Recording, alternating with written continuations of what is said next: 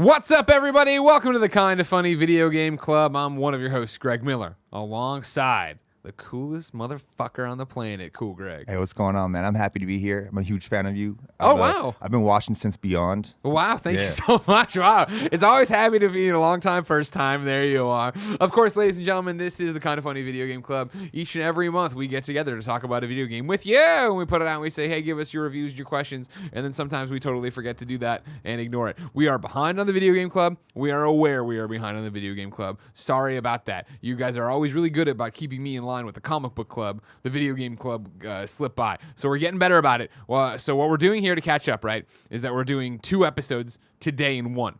So today you're getting me and Cool Greg. Give me a pound. Doing Concrete Genie, and then the one and only Fran Mirabello III is going to show up and talk Borderlands 3 with me, where we are in the end game and stuff like that.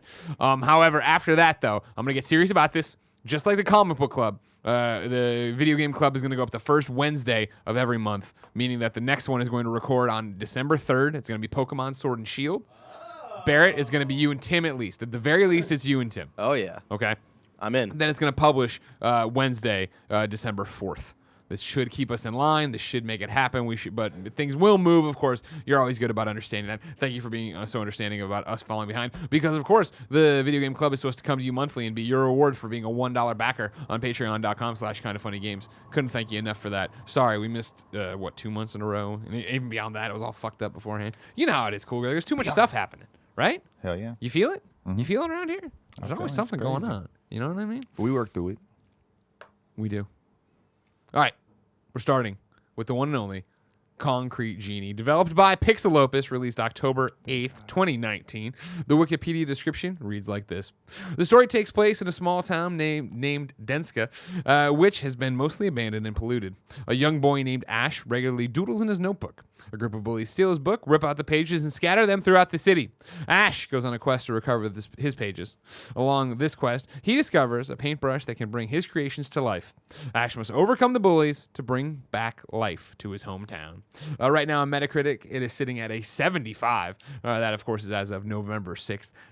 That's bullshit. That's a bullshit Metacritic right there. Yeah. 75 out of 100? I read that earlier and I was kind of confused. I was like, what? That's some garbo right there. However, IGN's Joe Screbbles, a made-up name, summarized this in his positive review.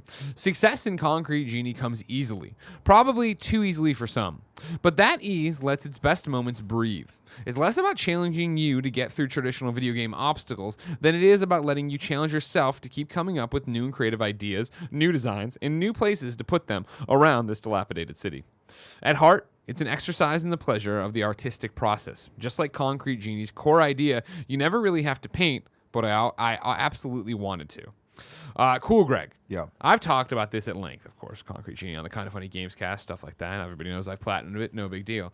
You and I got to host a Pixelopus stream where it was Cool Greg's launch party. That was dope. It was dope. You played for a long time. I got to yak with the devs. Mm-hmm. You haven't had your soapbox, Cool Greg. Mm-hmm. So where I want to start right now is, where are you in the game?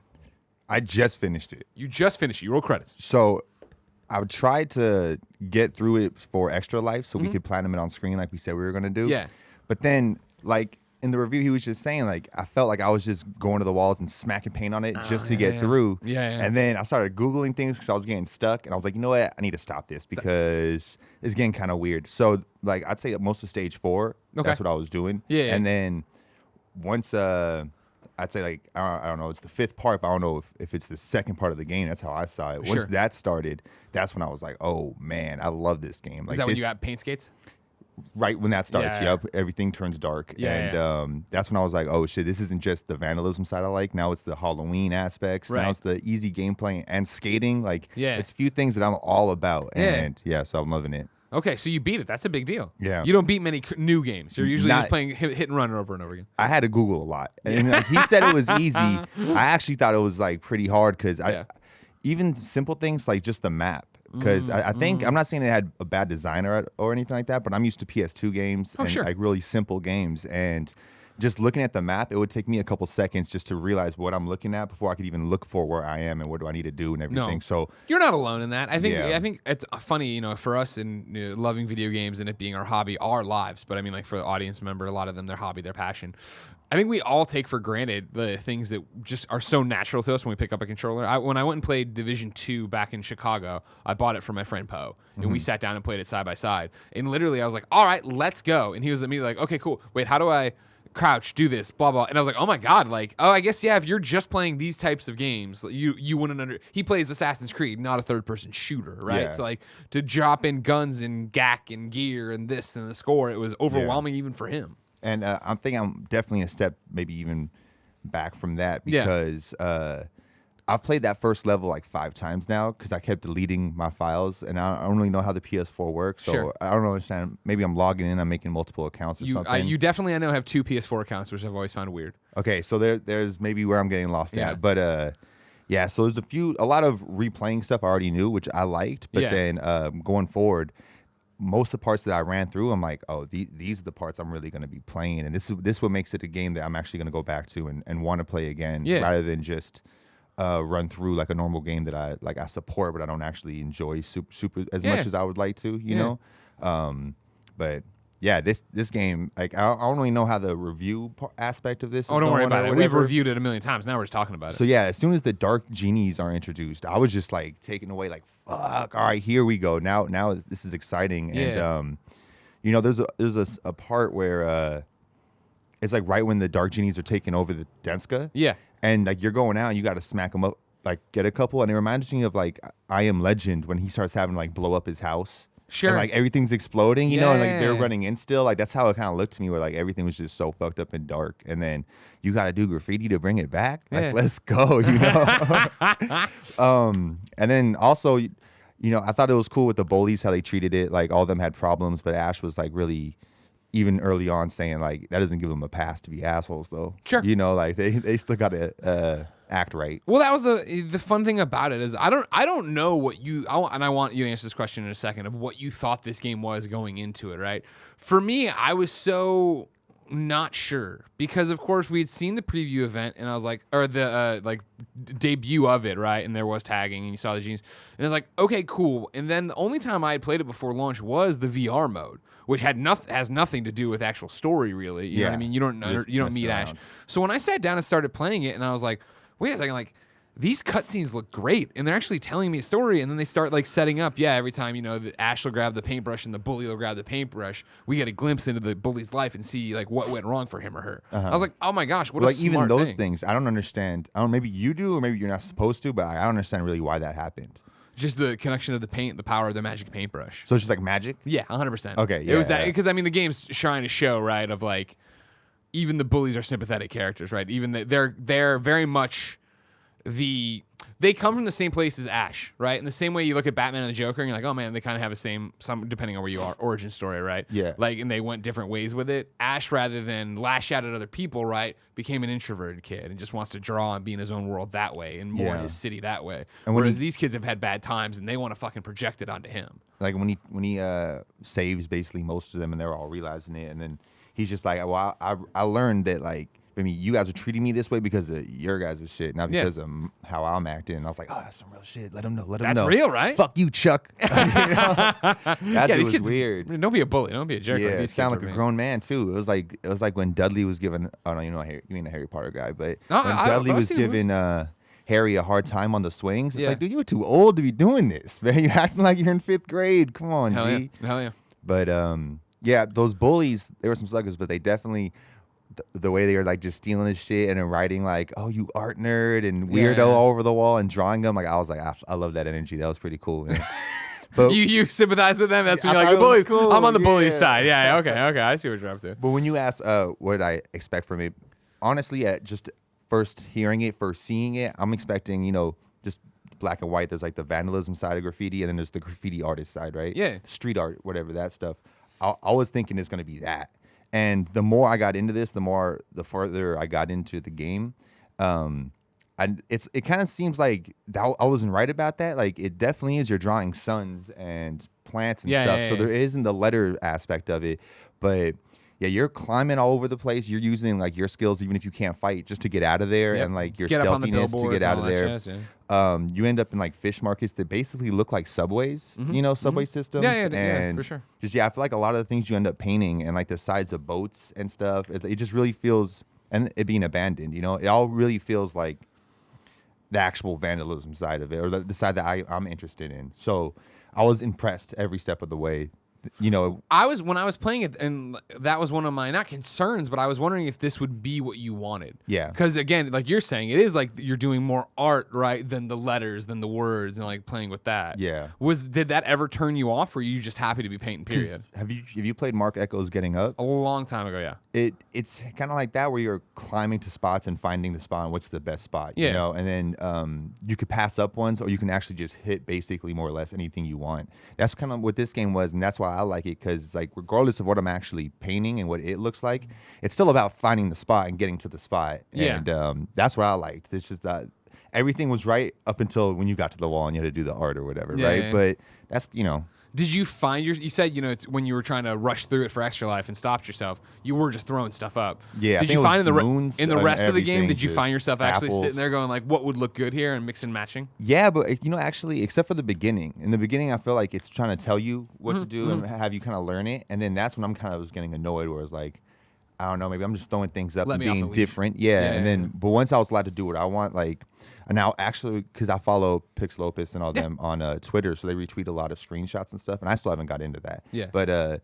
so taking the pictures of them or whatever, and I've seen what other people are doing, and it's like they'll have like whole fields of stuff, and to me that would always seem hella empty. Yeah. But then once I saw them do it, and I was like, oh, actually, I might just make this part just like a field looking thing, Yeah. or you know, something real simple like that. Yeah, for sure. So sometimes simple is key, you know. Yeah. Well, that was my thing. Is I think in the beginning of it, for sure, I was like, okay, cool. With the training wheels, do this, do that. Okay. And then I, you know, midway through the game, I really did notice myself being like, wait, I'm actually sitting here trying to compose stuff. Like, Yeah. okay, cool. I have to use this, or you know, the moon, the tree, the lights that string together. But I was still like, how do I want to make it look pretty? How do I actually want to use the wall space I have? And what I wanted to make the most unique was the genies, and I Yeah. felt like that was cool to be able to do that. I wish I could give them names to make me like Remember each really one? know who they are and Yeah, stuff. yeah. And I'd say for me, one of the hardest parts of the whole game was remembering and actually making it happen to keep the genies all with me as Yeah. I'm moving on, to Yeah, remember yeah. to call them and bring them over and stuff. I kept like having to go back and call them and then you know, bring them over, and even that would take a long time. Sure. Yeah. Interesting.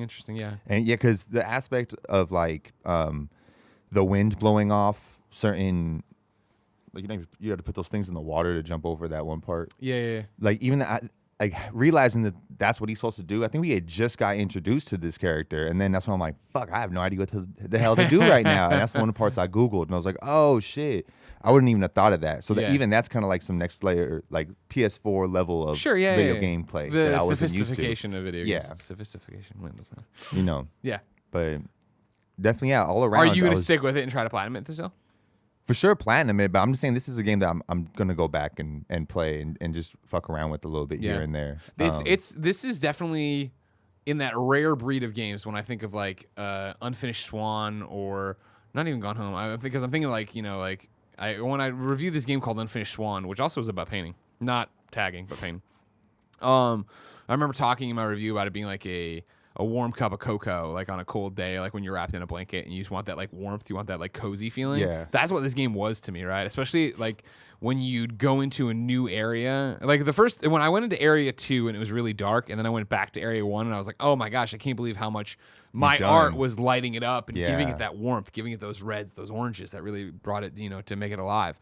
Like when I finished this one, and I mean finished it, platinumed it was very much like, damn, I wish this had a UK trophy list, because I would 100% this game again. I would totally go back in and platinum this game again. And like, A UK trophy list? yeah, sometimes games will do, usually the cheap ones, will do 2 different trophy lists so that you can play a game again to get the trophies again and like And do a stack different them. platinum? Yeah, exactly, Oh, okay. exactly.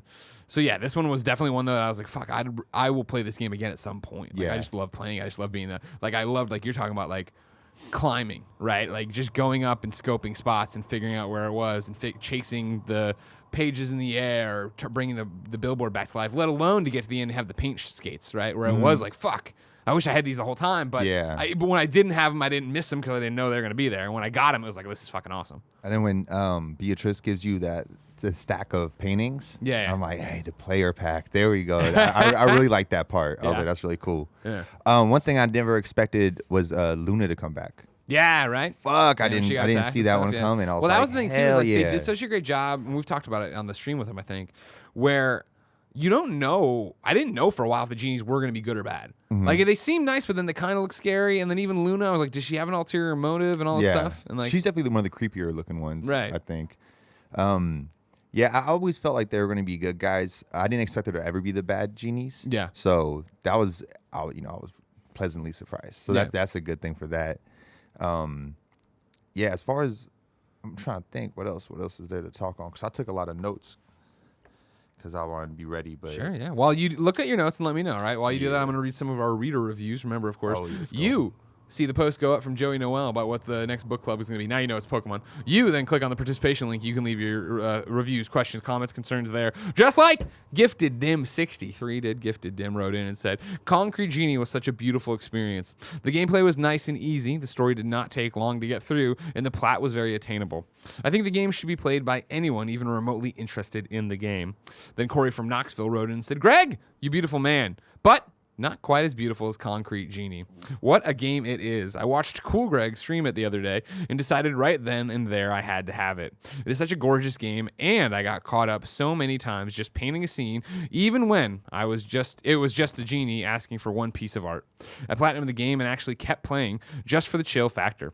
I don't have a question or anything profound to say about the game, but wow, it is just peaceful and enjoyable. A great change of pace in this world of shooters. Love you, Pixel Opus, and love you, Greg, and Cool Greg. Thank you for Kind of Funny for always, thank you Kind of Funny for bringing this gem to my attention.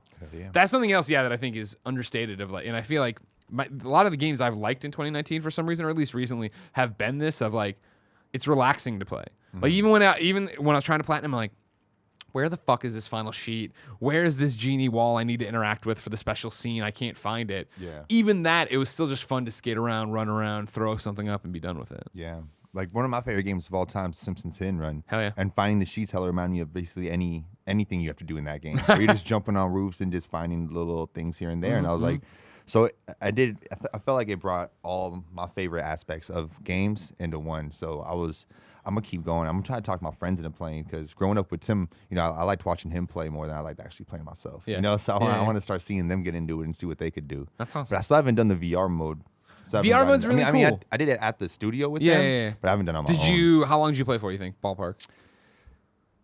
Maybe like 20 minutes. Okay, because it's not long. It's like 45 to an hour to unlock. It's like you basically do this long tutorial, and then it leaves you with like templates or blanks to go play and do whatever you want. I think I did 2 different like rooms, like a darker room and then like a field. Yep, that's how it is. You start in this like basically if you're sitting over there, right? It's just 3 walls that are in the dark like room we know, and then once you do that, it opens you up and puts you into your first 3D space where you can build and do stuff. Yeah. I loved it. It's again, which was interesting. I think when I came back from that VR event, not having played the base game, I'd only played the VR stuff, and I was like, oh man, it was so relaxing and tranquil, and I could see myself playing it, just to chill out. That's how I feel about the game too. Like, regular old Concrete Genie in third person. Yeah. So yeah, I think it'll be interesting. You have to do VR. I want you to do VR because I want you to really get into that and building whatever you want, because that's a little bit more free form. I was the other day. This isn't exactly about Concrete Genie, but in the same vein, Googling like graffiti games and trying to get stuff. I really want to play Jet Set Radio. Okay. And another one is Life is Strange kept popping up. Oh yeah. And I was like, what? I would see like a couple cutscenes with her like writing on stuff. Yeah. And I was like, oh, it has like a Walking Dead kind of feel where like she's more writing things for people rather than, I don't know. But it was cool. I might jump into one of those. Life is Strange is a really good one. You'll like that a lot. Yeah. Can't say enough nice things about Life is Strange. Mm-hmm. Great. Man. But yeah, I'm worried about doing the platinum because why? Because I don't know. I'm more worried now if you're playing on different profiles and all this stuff, if your trophies are all broken up all over the world. Yeah, that's something I could jump into and like figure out. Yeah. But I'm excited to do it. But yeah, I'm definitely worried because I don't want to turn it into like a strain or something. Because I want to find them all naturally. Because I feel like I cheated enough already. Even though it was an easy game, but I was like, shit, I'm jumping around, man. Jumping around. I was did? Oh yeah, that's how you got to. If you want to platinum a game and keep moving, you got to at some point. At the very end, when I was down to like the final. I needed to find these designs, these genies, and I'd like, where the fuck are they? Yeah. Like everything's very well done where it's, it's different, it's color coded and it's got numbers. So I was able to jump in and be like, all right, I'm missing one red clearly, and then go to, I think it was Power Picks, right? And then look through their list and be like, all right, that's the one I need. Where is it? Okay, go get it. But I did it for a long time without it because I was trying to see if I could do it. And then I was like, I got to move on to another game, but I want to platinum this. Yeah, definitely. It's weird. I'm sad to see it go. I know I don't know much about games, so I wish it was downloadable content or whatever. Just to see little fun things here. It's going to be interesting. I was shocked today as we record this. We did Games Daily. We talked about the top 20 PSN games or top 20 PlayStation 4 downloads off the PSN for the month of October, and with 20 of them on the list, Concrete Genie didn't crack it. I really hoped at the very end there it would have had enough juice and buzz to get there, but like WWE 2K20's on there. It's like, that game sucks. And people, it's terrible. Yeah, and there was all these old games on there. I was like, fuck. I was really hoping it would have had more. Not that I mean, it's got a disc. It's got a million other things. It's also a very small artsy game. I'm sure PlayStation knew what expectations to put on it, but I thought it was so well received, even though the 76 on Metacritic I found surprising. I haven't seen negative reviews about it really. So what do they do now that they've put the game out?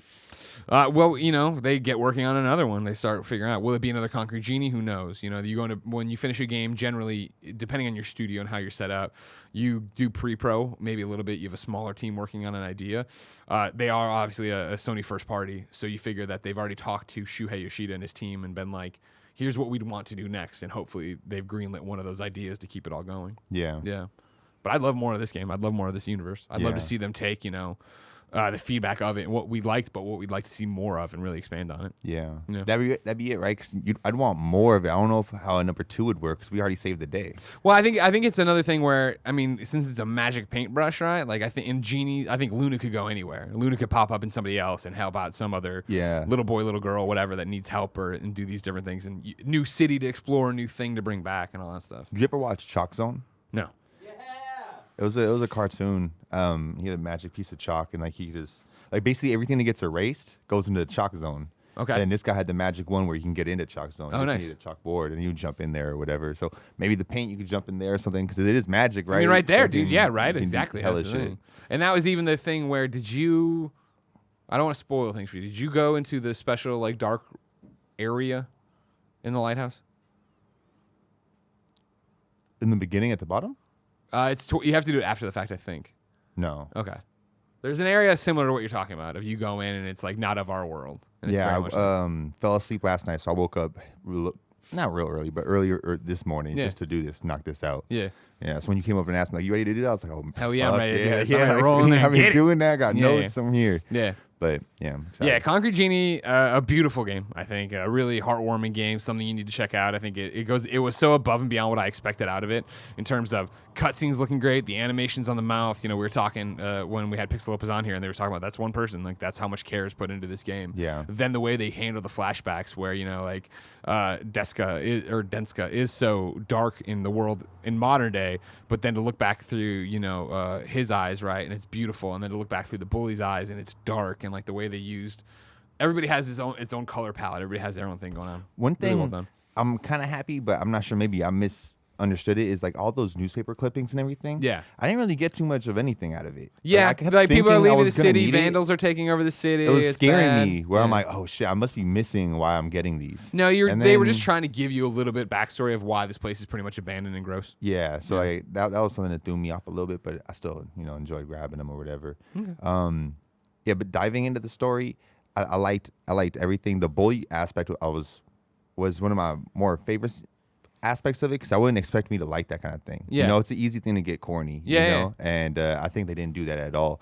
But it seemed at the very end was something I liked, and I think Into the Spider-Verse did this as well, where it's they cleaned the city or whatever, and the graph was still there. Yeah, they don't see that, or not the graph. Sorry, but the art. Or whatever. It was still there, and I'm like, okay, hell yeah, because I don't want the shit to get cleaned and then that shit's gone too. I'm like, no. It gotta stay. Yeah, that's what brought life back to the city. Yeah, exactly. Yeah, awesome. Well, cool, Ricky. Thank you so much. Hell yeah, man. I'm glad you enjoyed it. Go platinum it now, okay? Dude, for sure. Beyond. Let's check in with Fran and talk about Borderlands 3. And we're back with the one and only FM3_. Hey. Fran Mirabelle III. What is going on, Greg? Not much. Welcome back. Thanks, man. To the Kinda Funny Video Game Club. I believe your last appearance was Division 2 with Gary Whitta. I think the first and only video game club so far.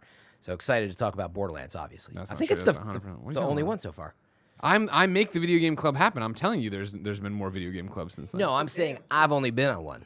So it only exists to you. Yes. Gotcha. That's a weird way. You're lambasting me publicly for not watching all the other ones? No, we forget to make them. That's why we're doing a double episode, because we screwed up. How you doing? Perfect. Fran, You're here to talk about Borderlands 3. Yeah. To which some people might say, Greg and Fran, that's all you guys talk about. Yeah. It's because we love Borderlands. Can't stop it. Can't stop. Won't stop. Got This the is not. Borderlands Of course, show. you know we host the Borderlands show, and as of course you know we're kind of funny. We can say whatever the fuck we want. And we could have picked any game we wanted, but we played a lot of Borderlands. I figured we'd play Borderlands because the thing about Borderlands show in particular is it's about, hey, here's the most recent piece of content, like Bloody Harvest, and then here's the next thing that's coming up, and we talk about that, right? So it's rare that we actually talk about like since our review in quotes of Borderlands when we were first like really into it, what's been going on. Fran. I'm going to start with the back of the box. Sure. I'm going to want to know how much you played of this game and where you're at, all right? Borderlands 3, of course, developed by Gearbox, released September 13th, 2019. The Wikipedia description reads like this. Borderlands 3 is an action role-playing first-person shooter video game developed by Gearbox Software and published by 2K Games. It is the sequel to 2012's Borderlands 2 and the fourth main entry in the Borderlands series. Borderlands 3 was released on 13 September 2019 for Microsoft Windows, PlayStation 4, Xbox One, and on the 30th of October for Apple Mac OS. Google Stadia port has been confirmed for a later release date. Players complete quests and side missions in single-player or multiplayer as one of the 4 classes. When killed, enemies may drop weapons and gear which can be equipped. New abilities are unlocked as the player gains experience. Unlike previous games, the levels of Borderlands 3 take place on multiple planets. The plot is centered around stopping the cult-leading twins Troy and Tyrene Calypso from harnessing the power of the alien vaults spread across the galaxy. Right now, it has an 81 on Metacritic for PC. Of course, that was the first thing in the first run of reviews. Shut your fucking obvious face. Choice. Game Informer back then said, Borderlands 3 is a love letter to its fans and a celebration of the style of play it first popularized. Filled with characters from previous installments and unapologetic in its silly humor and bombastic action, it is an amusing ride that seems hesitant to innovate. If more of what you loved before is your chief desire, Gearbox has granted that wish through a game of impressive scope, and that charts some very safe territory. My question for you, Fran Mirabella, because we don't talk about it often on the show anymore. Where are you at with Borderlands 3? Are you still playing actively? Yes, but there's a pressure to do so in that time-wise. I feel I don't have enough time to play as much as I want. Sure. Oh, yeah. Does that make sense? Oh, 100%. To me, it's not quite... Well, actually, there's a bit of... there's a yin and yang here. Part of it is the strength of Borderlands 3 is you can just hop in, shoot stuff, and have a lot of fun. I'd praise it for that. Yeah. But the way I want to play it is I got to clean up my vault. I got to figure out a new build. I got to do some research probably, go through, try some things. It actually takes quite a bit of time if you're playing like that. Yeah. Versus I could easily just say too, I'm trying to finish True Vault Hunter mode. For the first time still. Sorry. Yeah. Sorry. Right. You unlock True Vault Hunter mode. So I'm at like the very end. I don't think I beat it yet. So I am hopping back in. I always check out the updates, check out Bloody Harvest. Excited about Malwan Takedown on November 21st.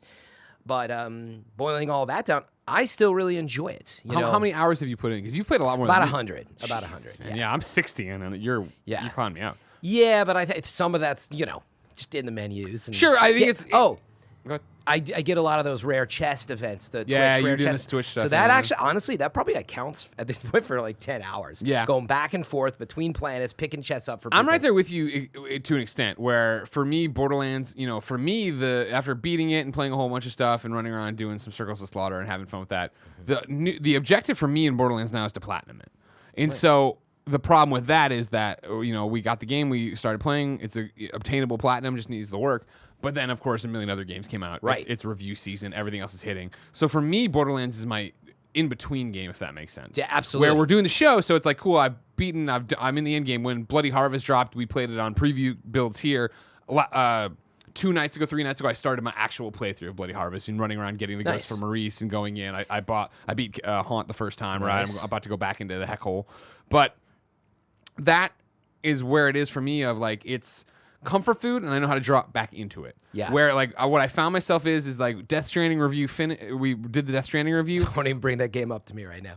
Why? Because I'm almost done, but got 60 plus hours on that. Sure, yeah. Anyway, dude, we did the Death Stranding review. That was awesome. And then it was like, cool. I need to do after party so I can interview Sean this week. Sean bumped his flight, needs to change his thing. So it's like, okay, cool. I was in this weird thing in the last 2 nights of gameplay where it's like, I could start Modern Warfare.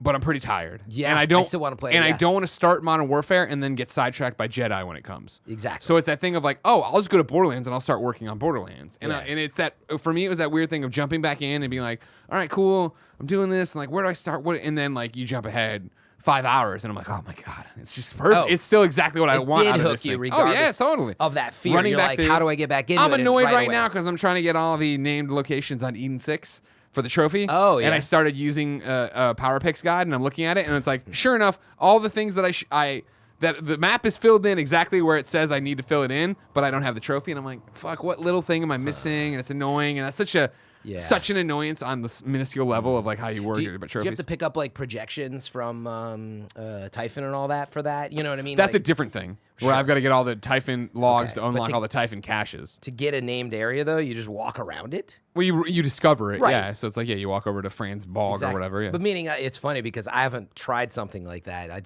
don't play Because for that. it's a weird trophy. Because like you play the game and that shit the pops map up. isn't grayed out anymore. How could you have not done it?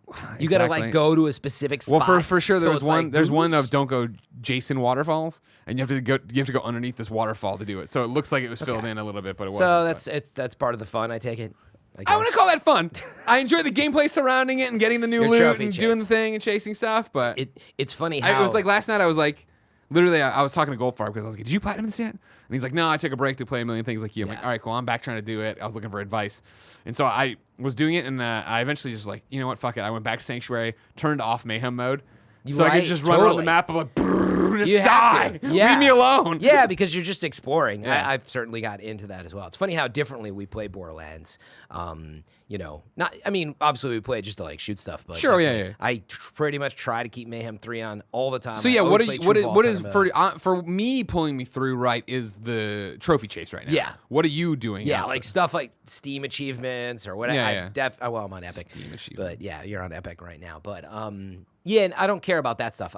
For me, I want to get drops so I can have a decent build. Yeah. And I aspire, and this is where the time is lacking, I aspire to want to build something great. Yeah. And that requires like, first of all, grinding for stuff, but second of all, knowing what you're doing, trying different builds, seeing what you like, how to get max DPS, checking all your mayhem modifiers, etc. And that's like, it's an exhausting mental process. And I'm very jealous of all these people that they only play this. Like they're not playing Destiny. Oh, yeah, not really. And that's the thing. I got Destiny on my plate. I got Death Stranding on my plate. I could go. The list goes on for sure. Yeah, yeah. And I like to play stuff deep.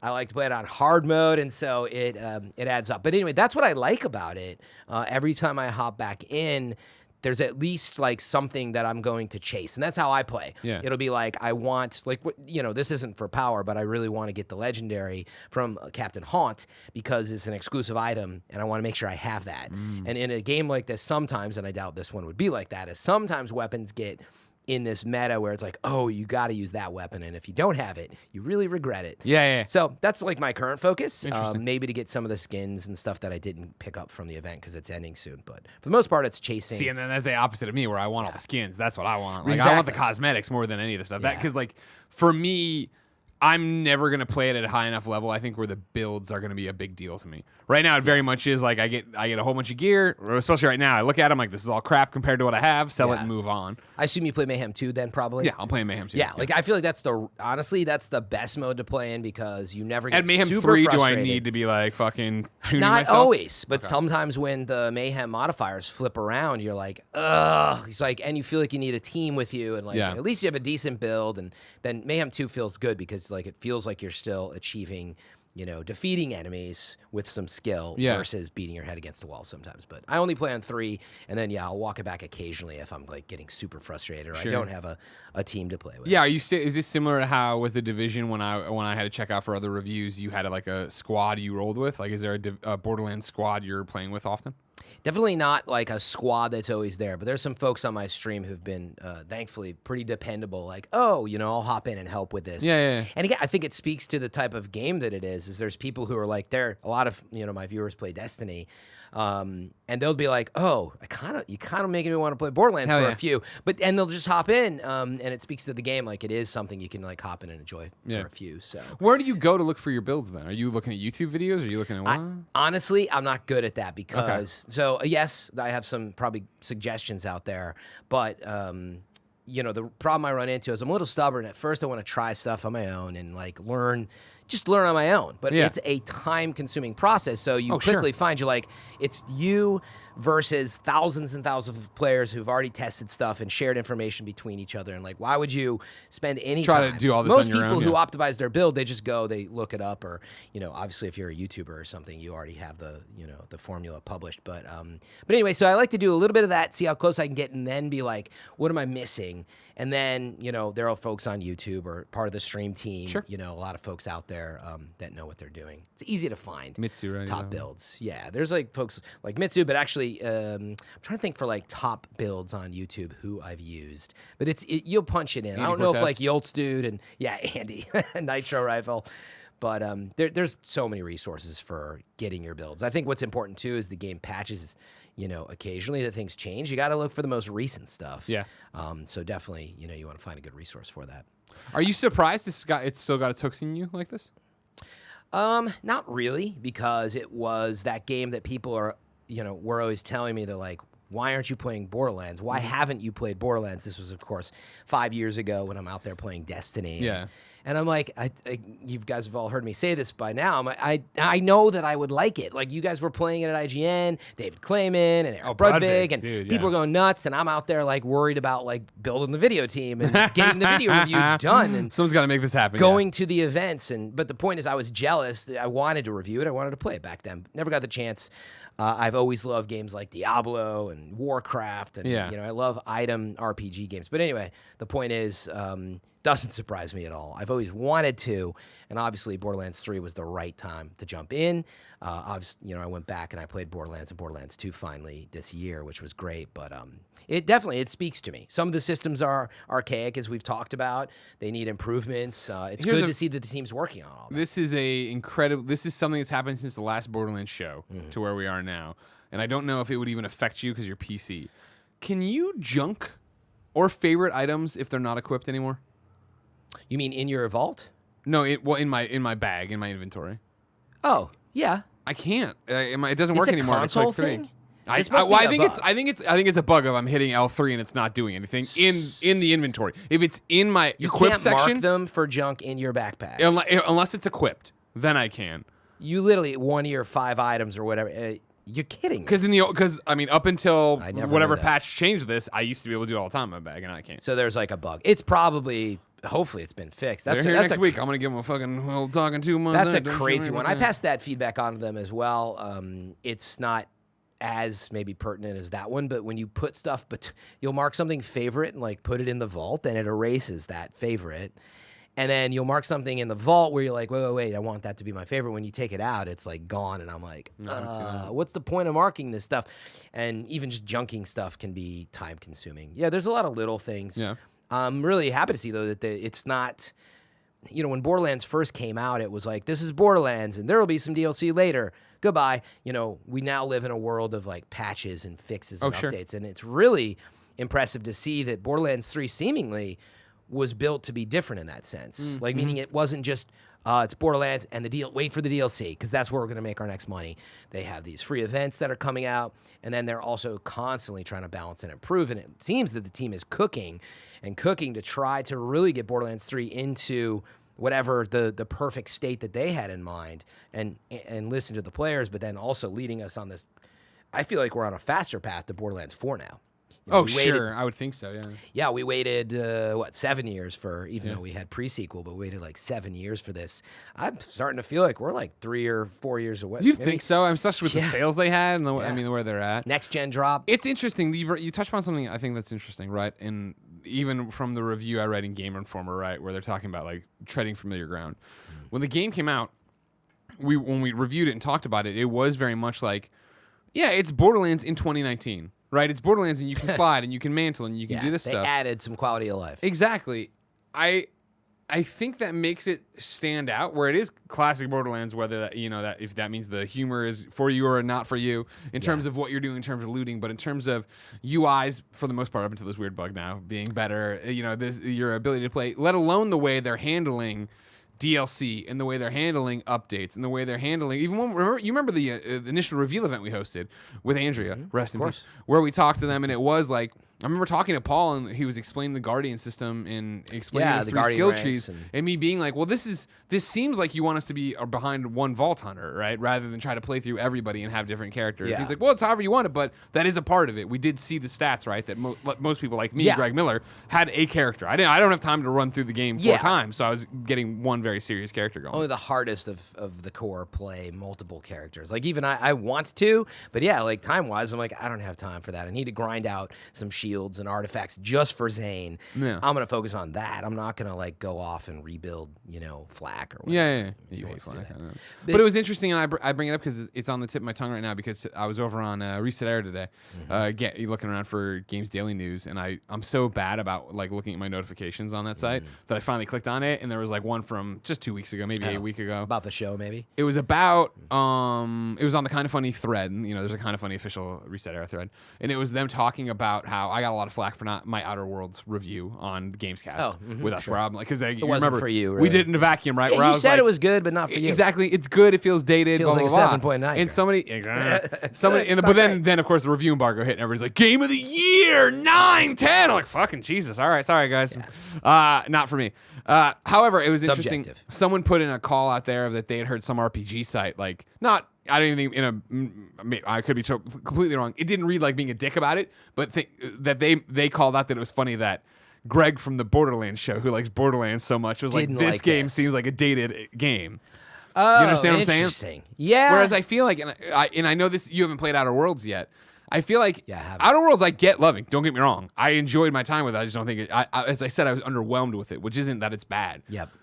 I felt appropriately whelmed with Borderlands. Borderlands felt like Borderlands in 2019, not just Borderlands again. Whereas I felt Outer Worlds felt like Fallout again. Yeah. Not that it's been dragged to the new generation and this is a cool thing we're doing. Yeah. Granted that for Borderlands, I'm like, mantling's fun. Like, Yeah, it's not like I'm saying this is revolutionary. Yep. But in the same breath as like, I wouldn't say Outer Worlds is Game of the Year. I don't think Borderlands is Game of the Year. Yeah, it's it. But some people, I think Outer Worlds is Game of the Year. And some people agree. think Borderlands is Game of the Year. agree, So but my you're not point wrong. is, and this would make another, I don't know if it would be a video game club, but something, but like game reviews and reviews of anything are so subjective. Oh, sure. And we live in a world of judgment more than ever on the internet, and like people want to tell you what was right or wrong, and this Right. goes back to 7.9 Mario Kart Double Dash. And I again, gave thank it- you for changing that review on did not the change that Extra review. Life stream we did. If you watched Extra Life, he called Pear and said that we have to change it. What was the reason? I don't think there was a reason. Well, no, you recanted it. Remember, I definitely did You not spun the recant wheel and you it. had to say something nice about I had to say something nice about it anyway. But we live in a world where like everything is put under the magnifying glass. But my Yeah. point is, whatever. Like Outer Worlds didn't speak to you. It didn't make it a bad game. Of course not. Oh my God, of course not. And I feel like the segue here for Borderlands is that I have some questions about what you said there, which is yes, it's Borderlands in 2019. But I actually am curious if you want to talk about what your expectations were. I definitely was let down by, like all these old systems were like, it's hinging on this. How after 7 years did they find themselves, and I think it was probably Battleborn, how did they find themselves in a situation where it's like you didn't like unhinge this UI system? I don't like the UI at all. I think it's confusing as heck. I agree. And there's just some other stuff that's a little janky I mean, about it. I don't know if they've patched it. I know they've talked about it. You still can't skip cutscenes, right? Do they No, finally they're patch still that? working on Yeah, that. I don't think exactly. that's out in the wild The yet. bank is so small. Like there's a million different There's a things. bunch, yeah. And it's but again, that's what I'm because- saying is I was appropriately whelmed. I'm not saying I was like, oh my God, they knocked it out of the park. Right. I was just like, oh man, we can fucking mantle. I didn't see that coming. Yeah, but I think if that's where you were to bring it to me and be like, "Oh, is Borderlands like a game of the year for you?" and I very often say, "I'm like, oh, it's in a running maybe, but like not really for me." Yeah. And it's because of stuff like that. It's Oh, not yeah. that it's if you were to rate it on fun. That's where you get into the depth of how you review games. What's the criteria? It's different for everybody. Yeah. Is the game fun? Absolutely, it's a blast. Can you hop in anytime? It's awesome. Is it accessible? Yeah, but then. I'm a gameplay guy, as I often say, and I'm like, there's some things in there where I'm like, yay, glad you added mantling, glad you added sliding and blah, blah, blah. But then I'm like, what is going on with these, like the backpack? It's and back to what we were talking about of Jen and I playing, and it worked perfectly. She dropped into my game, she was playing, everything was Sure. awesome. But then it was that thing of, cool. Your Yeah. your third and fourth weapon slots never opened No, because we didn't do unlock. those It's just an story-based oversight. missions. However, your artifact unlocked because you did that mission with Exactly. me. Like, oh, that's weird. some odd stuff that that you would hope that they had time for. But that's another point, which is like making games is Very tough. it's just not as simple. It's people often think that the team looked at something and either didn't see it or decided not to do it. And like, honestly, 7 times out of 10, they agree with you. And they're like, that was not going to happen anytime soon. There's this laundry list of like, who knows? How hard was it just to get mantling working correctly on that old engine? I mean, on the Borderlands show, we've talked to them about like, hey, why isn't the bank bigger, right? And they're like, we're working on it. It turns out that foundation isn't as solid as it needs to be to get you to more bank slots. Yeah. You kind of got to start over sometimes, which is interesting. But, now, Fran, yeah. You talk about reviews. Of course, part of the Video Game Club is you writing in with your reviews on patreon.com/kindafunnygames, just like Brandon Kagan did. He says, for me, Borderlands 3 can be summed up in 2 words. Too much. Too large map size, as it felt overwhelming to see everything in most areas on a lot of the maps felt like filler. Too many weapons, as having the constant intake of weapons meant I would only focus on the best gear score for each weapon type, like a shotgun or pistol, regardless of the manufacturer or rarity. Too much customization, which thankfully is optional, but as someone who is quite fine with having the default looks because I play games to experience the stories and or gameplay, and not how any skin or attachment looks, having not just the character but weapons, vehicles, room decorations, trinkets, and the like all interchangeable feels like overkill. Too much juvenile writing, which, when a developer includes the option of having all dialogue be muted, they're aware it could be grating. Too much length, as the sheer size and scope made the game about 70 to 80 hours for me to see everything. Too many tech issues, the most frequent of which were the message sticking, where I would see a weapon's stats, but the bubble would stay on screen, blocking my view and texture popping, particularly when loading into a map.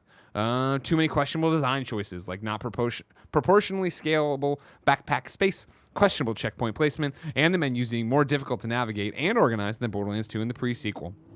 All of these feel detrimental to what is, at its core, a fun game. The Vault Hunters are the most fleshed out they've ever been, both in their character and gameplay. Loot instancing is an awesome idea for everyone to get unique loot, which always felt like something new. Not being confined to Pandora anymore finally gives the galaxy that feeling previous games only hinted at, with Sanctuary 3 being an engaging hub area, and with the plethora of quality of life improvements like initiating fast travel anytime from anywhere, seeing the map in 3 dimensions, and having all the pickups automatically fly to you make the gameplay and in-the-moment feeling shine brightest. But with too much getting in the way, Borderlands 3 could have been much better with less in it. That was a very good review. Yeah, very good job. You just got to do this professionally. I disagree with you, Brandon. I disagree too. And it was I a great think your review. family should. No, I'm kidding. No. I do disagree with a lot. Oh no, I do. I disagree. But I agree don't, with a lot. Too much customization. Yeah, Brandon, that's what the game's just about. ignore it. Just ignore it. But first off, that is like last night. It was literally like I had put on the Frankenstein head when I did Bloody Harvest a little bit. Night? Yeah. I guess like last week I did the Frankenstein head thing, and then this week I was like, no, and I went in and I didn't even realize I unlocked this awesome TV head for Flack now. Oh, are you serious? I put on this black. I finally put on the black and green neon one, not the one from the collector's edition, but the one I unlocked. I was like, fuck, this is what I want. And I was like, let's change my weapons and change all the looks to gunfetti. Yeah, again, like this is where reviews aren't wrong. I think it's a really good review. Really great review. I would say a lot of Borderlands fans like the too much. I think they like that there's so many guns, and they like that there's so many. The worlds have gotten so big. I mean, I agree sometimes that you span an area and you're like, nothing's really happening right now. Too large map sizes felt overwhelming to see everything in most areas. Most areas on the lot of the maps felt like filler. Like, I get that, but when I look at these maps that I'm going through now and trying to get the trophies, I'll see my main path through it. Yeah. And then it is that thing of where I'm like exploring and I find the new hunt from Zero. Exactly. Or I find iridium slabs. Or I'm like, oh man, it's like, I don't, there are definitely dead ends for no reasons and weird things like that, but I would say 9 times out of 10, if I'm going to a giant area I don't know or that I haven't explored yet, I'm going to find something cool. Yep. That's probably exaggeration. Yeah, exactly. Again, it's how you play. Like, I think if you just take the critical path, like the world is meant to feel big, but you don't have to explore all that. And again, I mean, it's but the maps are confusing. And maybe that's where that came Brandon from. sounds like a completionist, where he's like, "Oh man," and I had to do like what he says it took him 80 hours to complete. everything. Yeah. Like what to run? You just run play a normal credits. mode, It was like run through. You could do it 40, 50 hours probably. I think so. Is that how much it took? It was quite a bit. Yeah. But I'm gonna say 40 for sure. I mean, I just enjoyed myself. It was a long. It was yeah. a long game. I would say 40 hours to just get through it all. Plus, depended if you were playing solo or not. Yeah. If you had a crew, a lot easier. If you play solo and maybe it was a solo player, you would run into, like we heard this about, I think Pain and Terror and some of the other bosses where it's like, I felt like I needed a squad for this one. Yeah. And that would really be, like, you'd be like 12 deaths in and you're like, ugh, where like I played on normal mode with a squad and we just crushed. And I had to like get to the end, or some of the last few bosses. I was like, whoa. Yeah, I need you guys to leave. I remember that. I remember and like, I all had right, to make you're ruining it now. You're ruining it now. Crushing it. Yeah, well, that's back when the pipe bomb was like broken. They had this pipe bomb that you could just toss and it would just caustically melt a boss from the inside. It was broken. It was absolutely broken, and so people were using it. And I was like, nah, we don't want that. We don't want want to that. play Get it. out of here. Want to play it how it's meant to be played. Yeah, good review. I don't agree with all of it, obviously, but I feel for you there. I love that it's like a sprawling game. I agree that it could have been filled out better, but I love that it's too much. That's what Borderlands is. Yeah, the writing is too much. It's excessive at times, but that's how you get. For me, it's like half of the dumb stuff I actually think is funny. The other half, I'm like, I wish I could mute you. Some people want to mute it all, but the point is, you kind of need the excessiveness to land on that. I mean, it could use some editing, but you know what I mean? I'm okay with the fact that the game is mayhem. It's excessive. That's the point of it. That's what it's all about, right? Mm-hmm. Fran, you want to do some questions here? Yeah. People write into patreon.com/kindafunny. They can do them right there. Hey, Greg and Fran. And first off, by the way, Joey's, of course, leading this because Joey's awesome in putting out the Google Doc for you to submit your questions. Some people you need to submit your name to. You need to end your, sign off on your question because I have two that are anonymous, not on purpose. Hey, Greg and Fran, where would you put Borderlands 3 in the rankings in the franchise? I've seen a lot of people saying it's the weakest of all three. Looking forward to your thoughts. I think you should go first because you played Borderlands across its For lifespan. me personally, I put Borderlands number 1, dead last. I think it's a fun game, but it's a product of its time. Yeah, where I don't think it was fleshed out in terms of here's what Borderlands is in terms of the comedy or what it's better or worse. And then I also don't when we went back and played it as Game of the Year edition this past year, right? Me jumping back into play with you, I was like, woof. Man, yeah, we've come a lot further than I remember in this. But even at the time, Borderlands 1 didn't click for me. I got to it late, granted, but it just wasn't there. Then you get into an interesting question with Borderlands 2, where Borderlands 2 was the one that I think was the breakout for that franchise to get to so many people that would love it. It's definitely where I fell in love with it. I have so many great memories of playing it.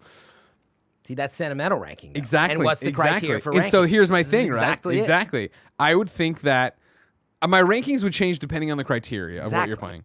I beat Borderlands 2 story, did a little bit of grinding with Mike Mitchell, my old roommate, and then put it down and never felt compelled to come back. Borderlands 3, I have beaten, and granted, we're doing a show about it, so we're still doing it, but there's also a really steady stream of content. I think they're doing interesting things. There's a lot more for me to do in it. That's what's bringing me back. So I think gameplay, again, now we're grading on a curve because it's 2019, gameplay mechanics being put into it, like we're talking about, whether it be the way they're doing loot instancing, the way they're doing, everybody can play with you on your level, the way you can mantle and the way you can slide and do all that jazz. Gameplay-wise, I think it's the better game. Storyline-wise, character stories and stuff, Borderlands 2 again caught you so off guard, I think, with how good it was. I think it was better. I think I liked focusing on Claptrap a bit more. I liked obviously Tiny Tina having a bigger part in it. Handsome Jack being such an awesome villain. Probably story-wise, I'd go Borderlands 2 over Borderlands 3. But that said, I do love Tyreen the God Queen. Yeah. I love Tyreen. I still love Tyreen when we talk about it. Yeah, it really depends on how you rank it. It could be sentiment, it could be story and gameplay, but, without deciding what the exact criteria is. For me, it's like a no-brainer that it's 3 because it's more modernized. I need those modernizations. I just can't, at a base, it's hard for me to play Borderlands 2 and especially 1 without simple things even like mantling and sliding. Yeah. Which sound dumb to keep bringing up, but go so far. And like when I was talking about Outer Worlds, when those things were taken away from me again, I was like, oh, this sucks. Yeah. But also just the variety of the enemies and the worlds and the guns, like it's a big leap forward. And I think it does speak to that too much part. But, it's 3 without question because I'm a little less – I'm not talking about sentiment, and I didn't share the sentiment because I wasn't playing it back when it first released. Yeah. And likewise with, the story. I love cinema and I love stories, but I tend to put that as a secondary to the gameplay path. So, I think I do agree. I love just the feeling of chasing Jack down in 2. But I actually really liked the story and probably would favor it in 3, but because of the way that they put in those really high-end animated scenes, the cutscenes that were highly animated and produced, those actually spoke to me in an odd way that I often talk about. I'm like, they actually were kind of touching in some ways. The music was amazing, and I didn't expect that. I thought it was going to be all goof-off, like real-time cutscene stuff. Yeah. Not that they're that bad, but you know what I mean? There's a big difference between the animation of, in-game versus what they did, and I love 3. To really piss everybody off, I'll tell you, I put the pre-sequel ahead of Borderlands 1 as well. Oh, I never played the pre-sequel stuff. Pre-sequel I had a lot of fun with. I had a lot of fun. Yeah, that was cool. And again, I like the Vault Hunter diversification in that of having a Claptrap, having Athena with her shield and stuff. That was all awesome. Yeah. I got another question, anonymous. Fran, this is for you. because I know you know the answer if you've been paying attention. With all the new DLC for Borderlands 3 coming out soon after this Halloween event, can we expect an increased level cap?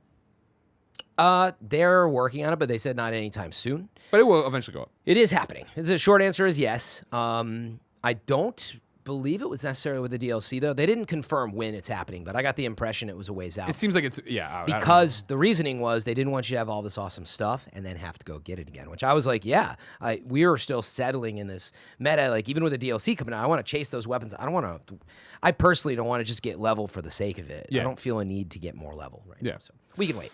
Brandon K is back again. Brandon K. Gone says, what manufacturers were your go-tos in your playthrough? I really enjoy the Vladoff assault rifles for their visual and audio design, high ammo count, and damage. But having a Tedior, or how do you, Tedior? Tedior, I think. Tedior is how you pronounce it. Shotgun that became a homing missile every time I reloaded was pretty sweet too. Tedior stuff is some of the funnest stuff. Definitely, like, it's the coolest. It's got the coolest little perks. It's got so much character to it. But for just like core play, originally the Jacobs stuff was overpowered, so everybody was using Jacobs and Jacobs pistols, and so that's pretty much how I played in the beginning. Is anything Jacobs, I was like, keep it. But then it started to mix up a little bit, and I certainly like Malawan now because I believe the Nighthawk, just this amazing SMG, is just it's an amazing. Malawan's got some good stuff. When I was in a Goonie goon and I figured out, of course, the tracking dart. Yeah, I was really enjoying that. I remember when I fought the guy with his brain exposed in the big glass thing. Who am I thinking? What? Oh yeah, Gigamind. Gigamind, thank you. Like I remember tagging him and running him, and like shooting. Yeah, like, just shooting awesome. and it was this like is so cool. I mean, they balanced it out in a way that I feel like for the most part. Other than, I don't know if, I mean, there's stuff within Tediador to like. It depends on your weapon type, but I feel like Jacobs, Dal, and Malawan all actually have strengths. Like I have a I don't know if it's DHAL or Dal, but I have a pistol. I think it's Dal, yeah. Yeah, it's probably Dal. DAAHL. Yeah, DAHL. Yeah. I think I said it differently at first. But anyway, I have this like amazing pistol. It's like I think it's caustic, but anyway, they have some really good stuff that shreds, and it's great to feel like you can switch between. I'm such a basic bitch, like for real, that I'm just using usually Dal or Vladov. Yeah, where I don't like the TDR ones. Like that was always what caught oh, this gun's got legs, and it's like oh, that's cool. I like just shooting things and knowing how the bullets work, and I don't need. I'm never toggling between the things. I'm just like I want bang for behind it, and then when you started getting like all right, it's caustic. All right, cool. It's got fire on it. You know what I mean? It's got poison on it. It was like, okay, cool. But I never really got super creative with my guns. I feel like I play a very boring Borderlands. No, I mean, the way you're playing, like, I feel like you don't need to. And again, like Mayhem 2, you're just at a level where it's going to feel like kind of natural no matter what you choose, I think. Like, sure, some stuff would shred, but if you pop into 3, that's when you start having to make this guy's immune to whatever. I mean, you just have to. And you have to have the good version of that gun. Like, you'll try a shotgun that has, say, shock on it because shock has 25% on Mayhem 3 increase. But then you're like, this shotgun kind of sucks for my style. And like, you end up looking for one, and you start to. That's when I think. That's why I'm happy. I'm at home on Mayhem 2. Yeah, where it's just like this. I get comfortable. For the most part, I'm like, it's fine. It's fine. And it's challenging. Then there'll be the challenge. I'm like, okay, cool. I need to think this through. Yep. But I'm usually feeling like I can get through everything. You don't feel like suddenly you hit a wall. Yeah, exactly. And then, if you have really strong builds, like I feel like in Mayhem 3, even you're pretty good overall. But sometimes, without a squad, you're like, ugh. Yeah. But it makes you want to change weapons, which that's the point of Mayhem, by the way, is it's supposed to get you switching weapons. So the fact that you're not means that Mayhem 2 might need some tweaking. Greg Miller's happy how he is. Leave him alone. Don't worry about it. Fran, before we go, final thoughts. Are you excited for a Malawan takedown? Absolutely. Raid that isn't a raid. 21st. The raid that's not a raid. And we talked to them about it. They're like, well, we don't really call it a raid, but it is kind of our raid. And I told them, I'm like, don't call it a raid because that comes with a lot of baggage for people, right? To me, it's like a challenging like strike in the Destiny world. You run through this like challenging adventure strike, and you're gonna replay all that, but there's a lot of like loot in there, and it's pretty sizable from what we understand. So yeah, I'm looking forward to it. Can't wait to see it. Oh, very much. Wish you hadn't sold me out and gone to PC. You could play with me and be great. I'm waiting for Stadia to launch, and we'll get crossplay. They've not announced this, but like they have not announced any of that. Yeah, I mean the Stadia part. Or actually cross progression. That was the thing. That's all you need. I don't need crossplay. Just give me cross progression. I'll come over. Let me come over, play with Fran a little bit on my Stadia. You know what I mean? Exactly. See, once you're on Stadia, we get a little Woo-wee, closer. be playing it I'll everywhere. get my 60 frames like nice and smooth. Not that you can on PS4 Pro and stuff, but yeah, I would play happily on PS4 with you if I could just transfer my stuff. But you sold me out instead. Well, you decided you know, to go. those Twitch you rare wanted chests, all Greg.